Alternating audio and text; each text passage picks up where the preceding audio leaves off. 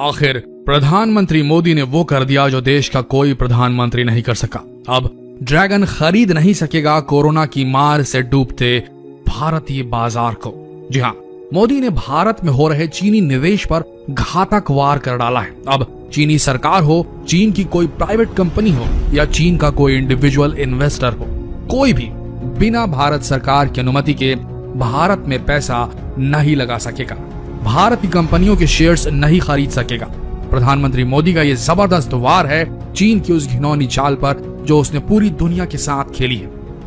पहले तो चीन से ही उपजी कोरोना की हत्यारी लहर ने पूरे विश्व को खून के आंसू रोने पर मजबूर कर दिया।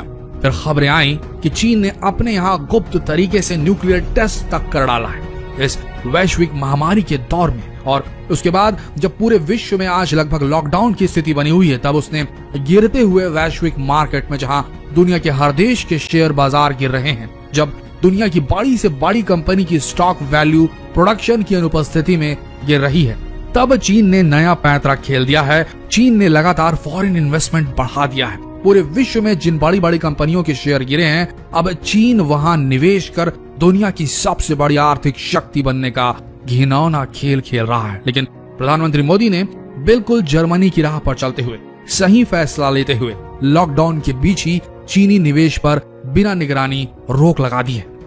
भारत की कंपनियों को बचाने के लिए मोदी सरकार ने जो फैसला लिया है, उसका बहुत ही बेसब्री से इंतजार किया जा रहा था। दरअसल कोरोना महामारी संकट के बीच मोदी सरकार ने अवसरवादी अधिग्रहण पर अंकुश लगाने के लिए मौजूदा फॉरेन डायरेक्ट इन्वेस्टमेंट यानी कि FDI के नियमों में बदलाव किया है। और इस नए नियम के तहत जो भी देश भारत के पड़ोसी हैं, वहां की कंपनियां या फिर निवेशक भारत सरकार की अनुमति के बिना निवेश नहीं कर सकते। वैसे बता दें कि यह नियम बांग्लादेश और पाकिस्तान के निवेशकों और कंपनियों के लिए बहुत पहले से ही लागू था, लेकिन चीन इस नियम के दायरे से बाहर था।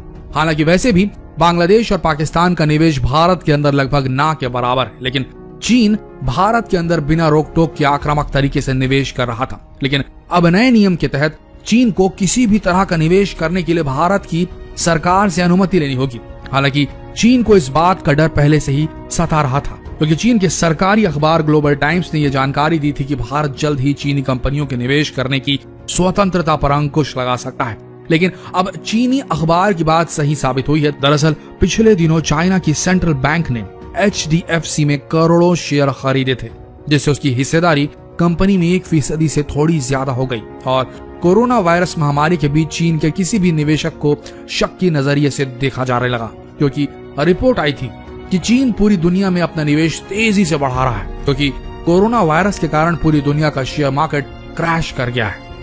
इस वजह से दुनिया भर की कंपनियों के शेयर के भाव गिर चुके हैं और चीन इन सस्ते शेयरों को खरीद कर दुनिया भर की कंपनियों में अपनी हिस्सेदारी बढ़ाने में लगा है। और यह काम करने के लिए चीन के पास विदेशी मुद्रा भंडार की कोई कमी नहीं है, क्योंकि अभी भी चीन के पास पूरे $3,000 से भी ज्यादा यानी कि $3 ट्रिलियन से भी ज्यादा का विदेशी मुद्रा भंडार पड़ा है। ऐसे में भारत ने भी चीन के निवेश को खतरे के रूप में महसूस किया है और अपने नए नियम के तहत चीन की सरकार हो या चीन की कंपनी या फिर इंडिविजुअल किसी भी तरह का निवेश करने के लिए भारत सरकार से परमिशन लेनी पड़ेगी, ऐसी व्यवस्था बना दी है। और अब भारतीय कंपनियां भी अपने मन मुताबिक किसी भी चीनी कंपनियों को अपनी हिस्सेदारी नहीं बेच सकती, जो कि एक बहुत बड़ा कदम है।